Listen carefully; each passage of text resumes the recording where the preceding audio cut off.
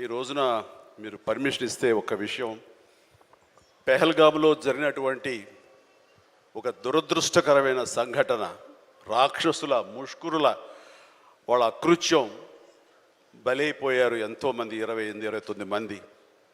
ఈ సందర్భంలో మన రాష్ట్రం నుంచి ఒక 2 యువకులు వాళ్ళకి బలైపోయారు. అండ్ ఇది చాలా దురదృష్టకరమైన సంఘటన.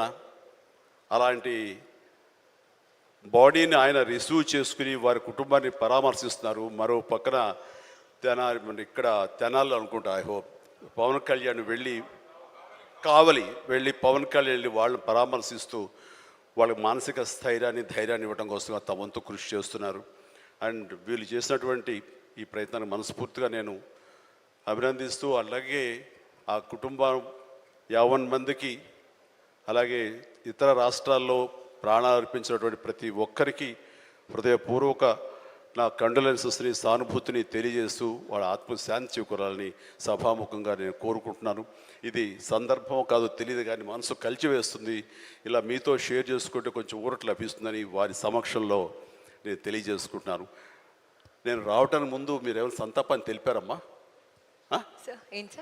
సంతాపాన్ని తెలియజేశారు ఇంతకుముందు? సో